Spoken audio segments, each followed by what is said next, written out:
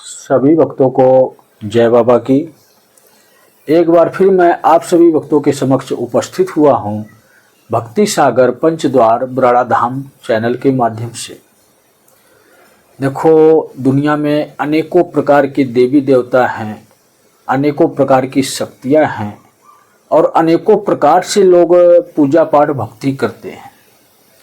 लेकिन इन्हीं लोगों में से कुछ लोग ऐसे भी हैं जो कहते हैं कि निराकार शक्ति की पूजा करो, मतलब जिसका कोई स्वरूप नहीं, जिसका कोई आकार नहीं, उनको वो भगवान भी कहते हैं, उनको वो परमपिता परमेश्वर भी कहते हैं और उनको ही लोग अल्लाह भी कहते हैं।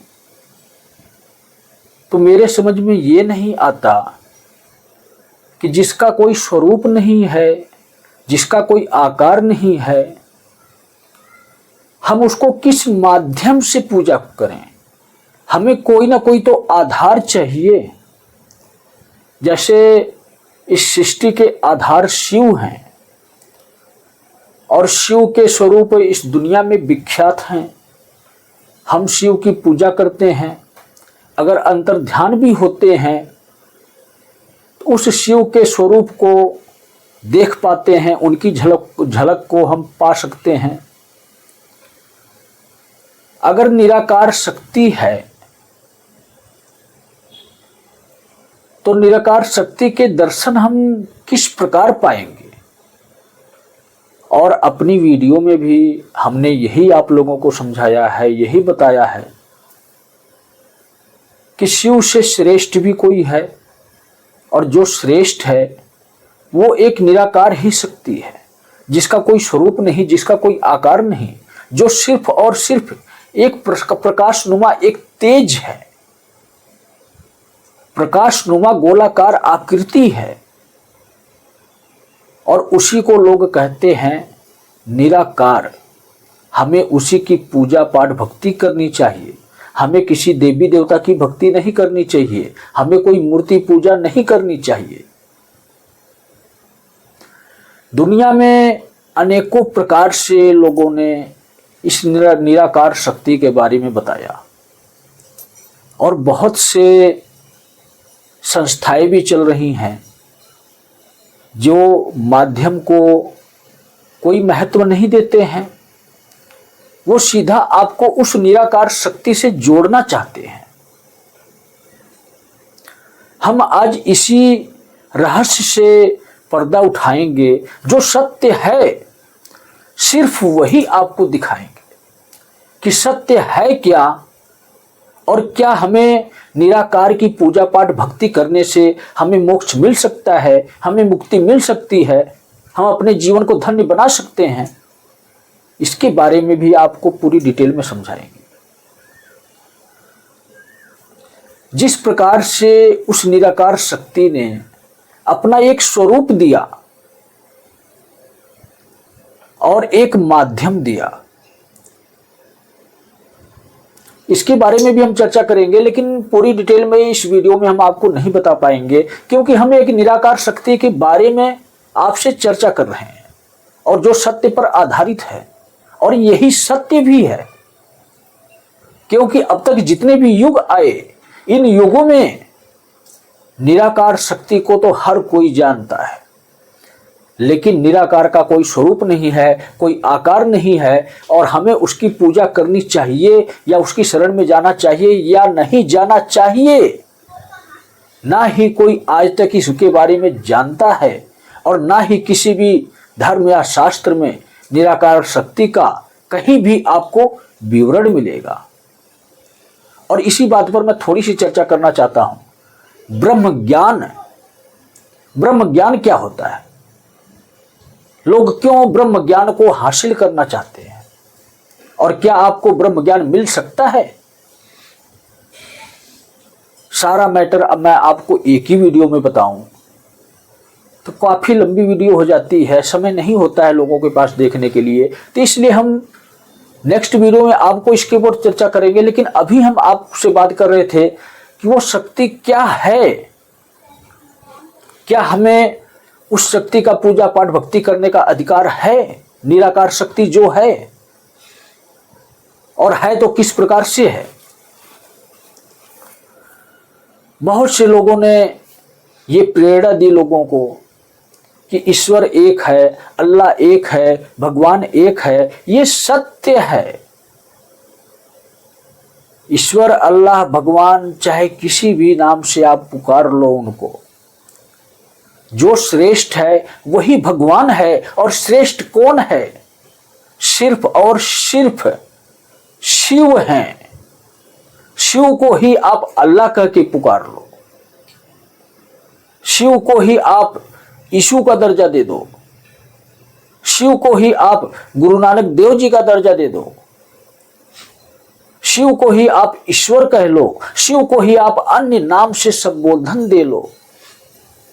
समझने का फेर है। नजरिया हमारा जिस प्रकार से देखना चाहता है हम उसी प्रकार से देखते हैं शिव को। बस सिर्फ और सिर्फ यही सत्य है। क्यों? कभी भी आप लोगों ने ये सुना है कि कोई जिस प्रकार माता की शक्ति है उस स्वरूप में किसी भी धर्म में अपने ईश्वर को, अपने अल्लाह को एक स्त्री के स्वरूप में, एक माता के स्वरूप में संबोधन किसी ने किया है कि दुनिया को शक्ति चला रही है? सभी लोग यही जानते हैं कि एक निराकार शक्ति है, प्रकाशनुमा एक तेज है, उसी को शक्ति कहते हैं। तो शक्ति का मतलब क्या है यही किसी को पता ही नहीं। जितने भी धर्म बने हैं सभी धर्मों में एक पुरुष के भांति ही, चाहे आप महापुरुष कह लो, चाहे आप शिव कह लो, चाहे आप नारायण कह लो, किसी भी नाम से संबोधन दे लो आप। अल्लाह भी पुरुषवाची शब्द है, यीशु मसीह भी पुरुषवाची शब्द है, वाहेगुरु भी पुरुषवाची शब्द है, चाहे परमात्मा कहो वो भी पुरुषवाची शब्द है, ईश्वर कहो वो भी पुरुषवाची शब्द है, भगवान कहो वो भी पुरुषवाची शब्द है। कहीं पर भी आपको स्त्रीलिंग के शब्दों का उपयोग हुआ है? जब पुरुष लिंग के हिसाब से हम उस परम पिता परमात्मा को संबोधन करते हैं, उनका नाम लेते हैं, उनको पुकारते हैं, तो उस शक्ति का कहीं भी कोई महत्व है, कोई रोल है इसमें? तो हम क्यों निराकार शक्ति की पूजा करें?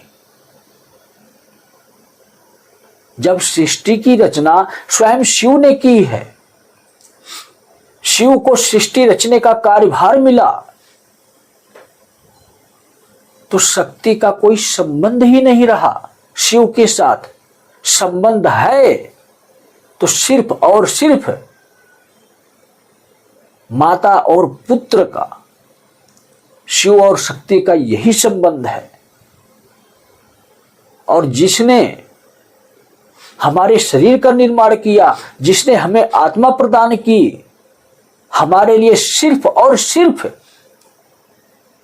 वही भगवान है, वही ईश्वर है।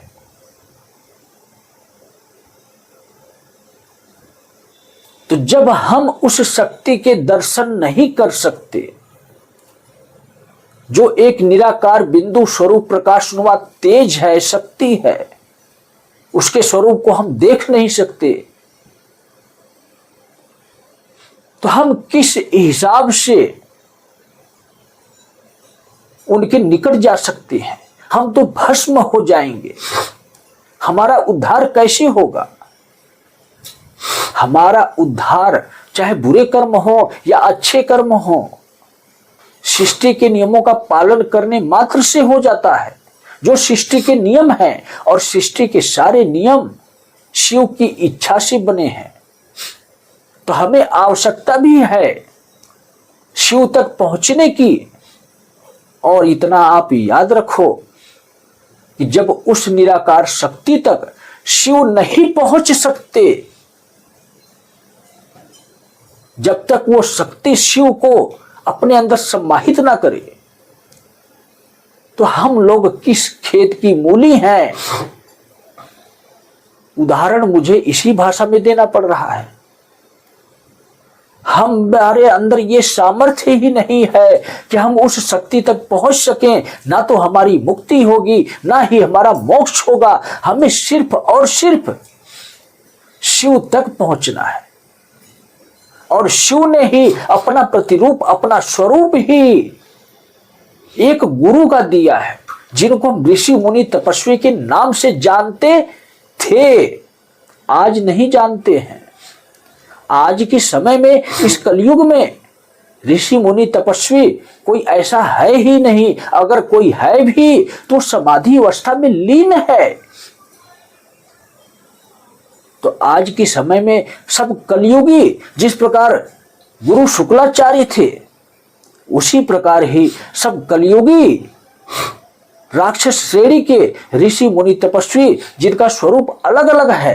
कोई अघोरी कहता है, तो कोई कथावाचक के नाम से प्रसिद्ध है, कोई प्रवचन सुनाने के नाम से प्रसिद्ध है, तो कोई दरबार लगाने के नाम से प्रसिद्ध है, तो कोई तांत्रिक के नाम से प्रसिद्ध है।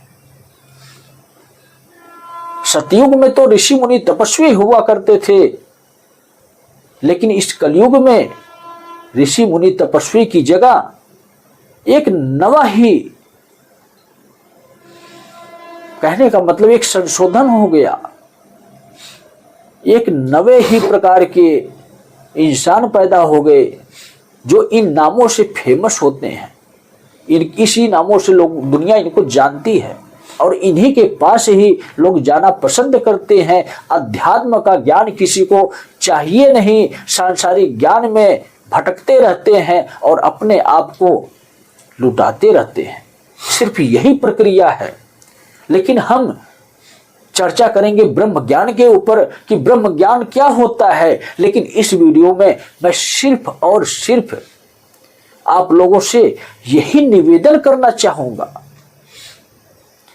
कि जिस शक्ति का कोई स्वरूप नहीं है, कोई आकार नहीं है, उस शक्ति का हमें पूजा करने का कोई अधिकार नहीं है। उस शक्ति ने अपना ही स्वरूप माता दुर्गा का प्रकट किया है, और उसी शक्ति ने अपना ही स्वरूप शिव का प्रकट किया है। स्त्री और पुरुष की संरचना उसी शक्ति के माध्यम से हुआ है। तो हमें अधिकार है कि हम उस शक्ति के बनाए हुए नियमों का पालन करें, उस शक्ति तक पहुंचने की कोशिश ना करें। अगर हम ऐसा करते हैं तो जन्मों जन्मांतर तक हमारी मुक्ति नहीं होती है, हमारी मुक्ति का मार्ग बंद हो जाता है। और आज यही कारण है कि दुनिया में इतनी प्रेत आत्माएं हैं कि जितने इंसान नहीं हैं उसका 7 गुना प्रेत आत्माएं हैं। इसीलिए कलयुग का प्रभाव इतना ज्यादा है।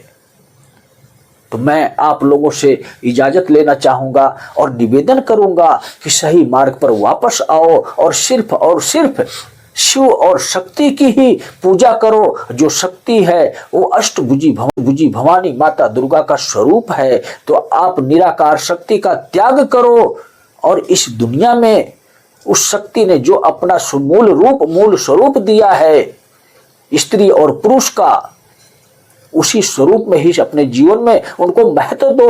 आपका उद्धार हो जाएगा, आपका कल्याण हो जाएगा। तो सभी भक्तों को जय बाबा की।